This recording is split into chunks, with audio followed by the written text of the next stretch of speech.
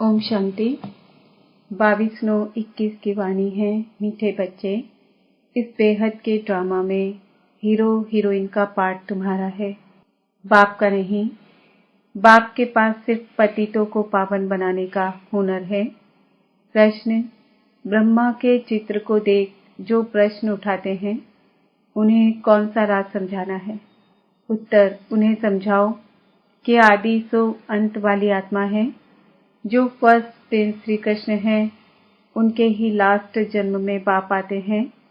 यह पतित तन है, इन्हें ही पावन बनना है। यह कोई भगवान नहीं, भगवान तो एवर प्योर है। उसने इनके तन का आधार लिया है। गीत: मुखड़ा देख ले प्राणी जरा दर्पण में। ओम शांति।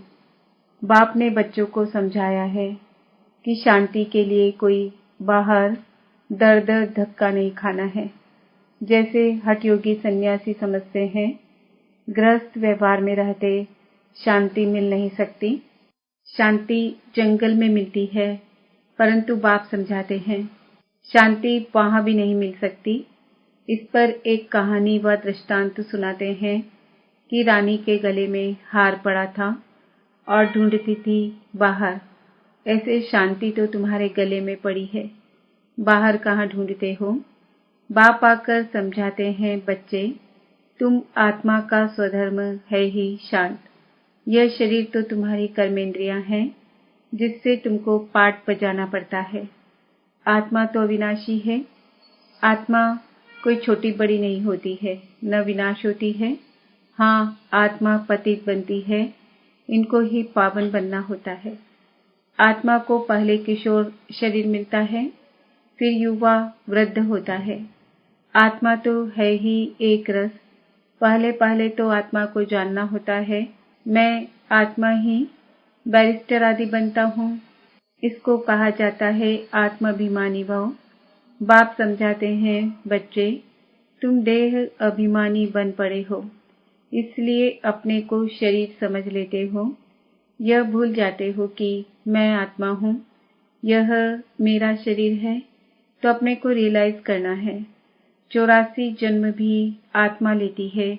अभी बाप ने समझाया है, जो ब्राह्मण बने हैं वही फिर देवता बनने वाले हैं। ऐसे भी नहीं कि सब 84 जन्म लेते हैं। कोई पहले आएगा, कोई 50-100 वर्ष बाद भी आते रहेंगे, कोई के 80-82, कोई के कितने जन्म होंगे। मनुष्य तो 84 लाख जन्म का देते हैं, इनसे भी सेटिस्फाई नहीं होते हैं।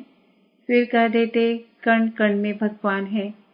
अब भगवान कहते हैं कि मैं किसी मनुष्य तन में भी नहीं हूँ, तो जानवर, पत्थर, ठिक्कर कण कण में कैसे होगा? बाप ने समझाया है, नंबर 1 ही लास्ट नंबर में तमो प्रधान बनते हैं। मैं खुद कहता हूँ कि मैं बहुत जन्मों के अंत में साधारण तन में प्रवेश करता हूँ। जिसने पूरे 84 जन्म लिए हैं वह तो जरूर पतित होगा, पावन तो हो नहीं सकता। बाप खुद कहते हैं, पहले नंबर में है श्री कृष्ण फर्स्ट प्रिंस। श्री नारायण तो बाद में बनता है, जब बड़ा होता है। वह भी 20-25 वर्ष कम हो जाते हैं, उनके भी पूरे 84 जन्म ही कहेंगे। नंबर 1 है श्री कृष्ण। भल वही फिर स्वयंवर के बाद नारायण बनते हैं, परंतु हिसाब तो बच्चों को करना है ना। पूरे 84 जन्म 5000 वर्ष श्री कृष्ण के ही कहेंगे। तो बाप बैठ समझाते हैं, मैं कल्प कल्प उसी ही तन में आता हूँ जिसका आदि से लेकर अंत तक पाठ है। दूसरे कोई में आ नहीं सकता हूँ। हिसाब है ना। ब्रह्मा ही पहला नंबर ठहरा, मैं और कोई में आ कैसे सकता? तुमसे बहुत लोग पूछते हैं, सिर्फ एक ही ब्रह्मा में क्यों आते हो? परंतु यह हिसाब है ना, यह समझने की बातें हैं।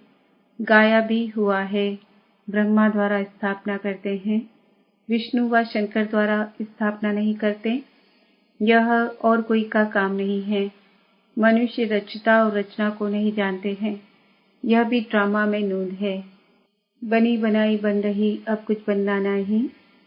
चिंता ताकि कीजिए, यह भी की बात है, जो होनी है वही होती है। वह बदल नहीं सकती। आज जो कुछ होता है फिर 5000 वर्ष बाद होगा। बाबा ने समझाया भी था, कोई भी बात ऐसी देखो तो बोलो यह कोई नई बात नहीं, 5000 वर्ष पहले भी हुआ था, एकदम ऐसा लिख दो। फिर भल वह आकर पूछे, लिखने में कोई हर्जा नहीं है। यह लड़ाई पहले लगी थी, नथिंग न्यू। महाभारत की लड़ाई 5000 वर्ष पहले भी हुई थी। क्रिश्चियन ने भारत में आकर राज्य छीना, नथिंग न्यू। फिर कल्प बाद भी ऐसे ही होगा। यह वर्ल्ड की हिस्ट्री, ज्योग्राफी रिपीट होती रहती है। अब फिर से आदि सनातन देवी देवता धर्म की स्थापना हो रही है। जिनके 84 जन्म पूरे हुए हैं वही पहले नंबर में लक्ष्मी नारायण बनेंगे। यह सब राज बाप ही बैठ समझाते हैं। बाप कहते हैं, मैं मनुष्य सृष्टि का बीज रूप हूँ। इनको उल्टा झाड़ कहा जाता है। इस कल्प वृक्ष की आयु 5000 वर्ष है। स्वास्तिका में 4 भाग एक जैसे देखेंगे। युग भी ग्वल है, उसमें भी फर्क नहीं पड़ता। बाप समझाते हैं कि देखो दुनिया में तो क्या क्या हो रहा है। कोई मून में जाते, कोई आग पर, कोई पानी पर चलना सीखते हैं। यह सब है फालतू, इससे कोई भी फायदा नहीं। मनुष्य पावन बन मुक्ति जीवन मुक्ति में तो जा नहीं सकते, कुछ भी करें परंतु वापस घर जा नहीं सकते। आत्मा को अपना घर और बाप का घर भूल गया है। आत्मा अपने को ही भूल देह अभिमानी बन पड़ी है। फिर मंदिरों में जाकर महिमा गाते हैं, आप सर्वगुण संपन्न, हम नीच पापी हैं, अपनी ग्लानि करते हैं। बाप तो कभी पुजारी नहीं बनते। अच्छा, फिर सेकंड नंबर में कहेंगे शंकर भी एवर पूज्य है, वह भी पुजारी नहीं बनते। उनका पाठ ही यहाँ नहीं है। इस स्टेज पर पाठ है ब्रह्मा और विष्णु का।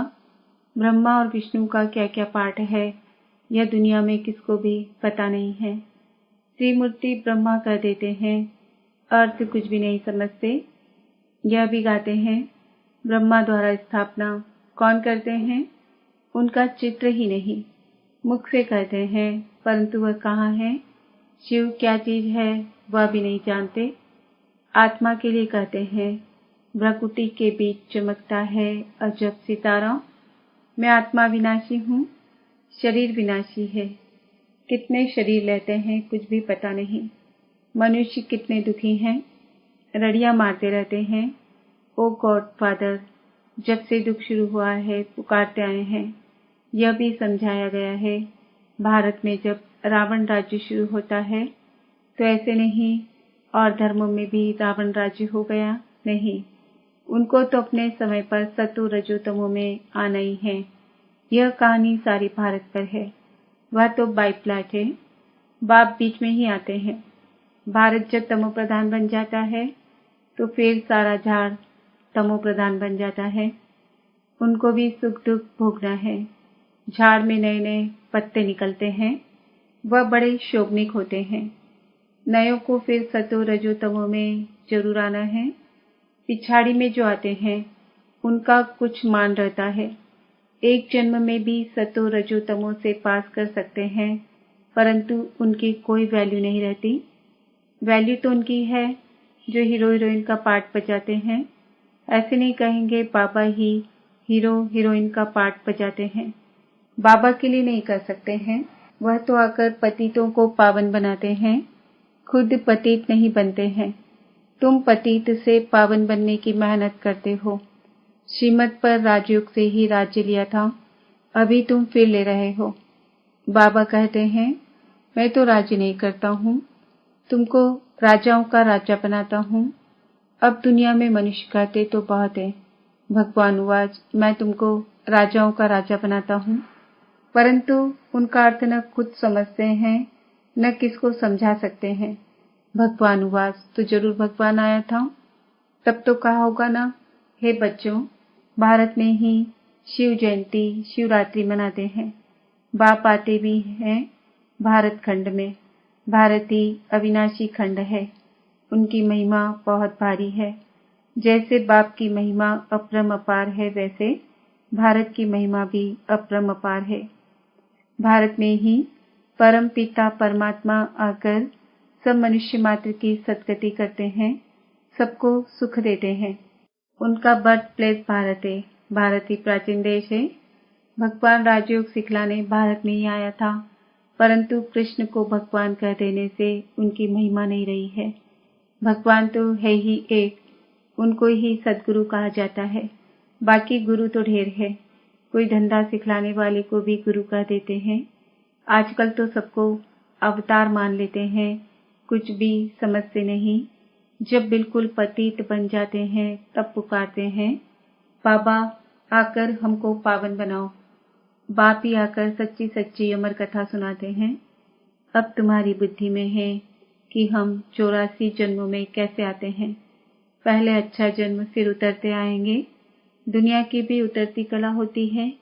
मनुष्यों की बुद्धि सतो रजो तमो बनती है। सतयुग से फिर थोड़ी थोड़ी उतरती कला शुरू हो जाती है। चढ़ती कला तेरे बहाने सर्व का भला, सर्व का सद्गति दाता तो एक बाप है ना। वो गुरु लोग तो सिर्फ शास्त्र सुनाते हैं, सुनते सुनते गिरते ही आए हैं। बेहद का बाप आकर बच्चों से पूछते हैं, मैं तुमको इतना साहूकार बनाकर गया, इतने हीरे जवाहरों के महल देकर गया, वह सब कहाँ गए। लौकिक बाप बच्चों को पैसे देते हैं, लेकिन बच्चे पैसा बर्बाद कर देते हैं। तो बाप बुलाकर पूछते हैं, तुमने इतना पैसा कहाँ बर्बाद किया। बच्चों के पास पैसे होने से उड़ाते बहुत हैं। बाप धर्मात्मा है, बच्चे विलायत में जाकर लाखों रुपए उड़ा देते हैं। बाप कुछ कर नहीं सकता। बाप फारकती भी नहीं दे सकते, क्योंकि दादे की मिल्कियत है, परंतु अंदर जलते रहते हैं। बाप के मर जाने के बाद कोई कोई तो ऐसे गंदे बच्चे होते हैं, 12 मास में सारी मिल्कियत उड़ा देते हैं। वह है हद की बातें। यह है फिर बेहद की बात। बेहद का बाप कहते हैं, तुम कितने धनवान थे, विश्व के मालिक थे, फिर कंगाल क्यों बने हो। इतना धन कहाँ किया। बच्चों से ही बाप पूछते हैं, भारत को इतना साहूकार बनाया, सब पैसे कहाँ गए। फिर बाप ही बैठ समझाते हैं, भक्ति मार्ग में कितना खर्चा करते हैं, शास्त्रों आदि के पिछाड़ी कितना खर्चा करते हैं। माथा भी टेकते गए, टिप्पण भी घिस गई, पैसे आदि सब कुछ गवा बेटे। यह है ड्रामा। हम तुमको साहूकार बनाते हैं, रावण तुमको कंगाल बनाते हैं। भारतवासियों को ही बाप समझाएंगे ना। भारत ही सोने की चिड़िया थी। इतना धन था जो दूसरे धन वाले लूट कर ले गए। ख्याल तो करो भारत क्या था। यह भी ड्रामा बना हुआ है। भारत ही हेवन, भारत ही हेल, अभी है नर्क। इसलिए बाबा ने सीढ़ी भी ऐसी बनवाई है जो कोई भी समझे हम पतित हैं। छोटे छोटे बच्चों को भी चित्र पर समझाया जाता है ना। नक्शे बिगर बच्चे क्या समझें। बाप ही आकर पतित से पावन बनने की सहज युक्ति बताते हैं। सहज से सहज भी है, डिफिकल्ट से डिफिकल्ट भी है। सत्युग में देही अभिमानी रहते हैं। आत्मा समझती है अब शरीर बड़ा हुआ है, यह पुराना चोला छोड़ दूसरा लेना है। जैसे साक्षात्कार हो जाता है, अब जाकर बच्चा बनना है। पुरानी खाल छोड़ देते हैं। यहाँ कोई मरता है तो रोते भी हैं, बैंड बाजा भी ले जाते। सत्युग में तो खुशी से एक शरीर छोड़ दूसरा लेते हैं तो शादमाना मनाते हैं। यहाँ कितना अफसोस करते हैं। कोई मरता है तो कहते हैं स्वर्ग पधारा, तो इसका मतलब नर्क में था ना। अभी तुम पुरुषार्थ कर रहे हो स्वर्गवासी बनने के लिए। बाप तुमको स्वर्गवासी बनाते हैं। बाप आते ही हैं जीवन मुक्ति देने। रावण के बंधन से छुड़ाए जीवन मुक्त करते हैं। बाप कहते हैं, मैं कल्प पहले मुआफिक आकर राजयोग सिखलाता हूँ। कल्प कल्प ब्रह्मा के ही तन में आता हूँ। तुमको ब्राह्मण जरूर बनना है। यज्ञ में ब्राह्मण तो जरूर चाहिए ना। यह है राजस्व अश्वमेध अविनाशी ज्ञान यज्ञ। इस रथ को स्वाहा करना है। अश्व इस रथ को कहा जाता है। राजस्व स्वराज्य के लिए यह सब शरीर इसमें स्वाहा होने हैं। आत्मा तो स्वाहा नहीं होगी। आत्माएं हिसाब किताब चुकतू कर चली जाएंगी। फिर नए से सबका पाठ शुरू होगा। इनको कहा जाता है हिस्ट्री ज्योग्राफी रिपीट। बाप आते ही हैं नई दुनिया स्थापन कर पुरानी दुनिया खलास करने। यह एक ही महाभारत लड़ाई है जो शास्त्रों में गाई हुई है, तो समझाना चाहिए। इस लड़ाई से यह स्वर्ग के द्वार खुलते हैं, इसलिए इनका गायन शास्त्रों में है। अच्छा, मीठे मीठे सिकिलदे बच्चों प्रति माता पिता बाप दादा का याद प्यार और गुड मॉर्निंग। रूहानी बाप की रूहानी बच्चों को नमस्ते। हम रूहानी बच्चों की रूहानी बाप दादा को याद प्यार गुड मॉर्निंग नमस्ते ओम शांति। धारणा के लिए मुख्य सार। बीती बातों का कभी भी चिंतन नहीं करना है। जो बात बीत गई, नथिंग न्यू समझ भूल जाना है। इस राजस्व अश्वमेध यज्ञ में अपना तन मन धन सब स्वाहा कर सफल करना है। इस अंतिम जन्म में संपूर्ण पावन बनने की मेहनत करनी है। वरदान। मास्टर त्रिकालदर्शी बन, हर कर्म युक्ति युक्त करने वाले, कर्म बंधन मुक्त भव। जो भी संकल्प बोल व कर्म करते हो वह मास्टर त्रिकालदर्शी बनकर करो, तो कोई भी कर्म व्यर्थ व अनर्थ नहीं हो सकता।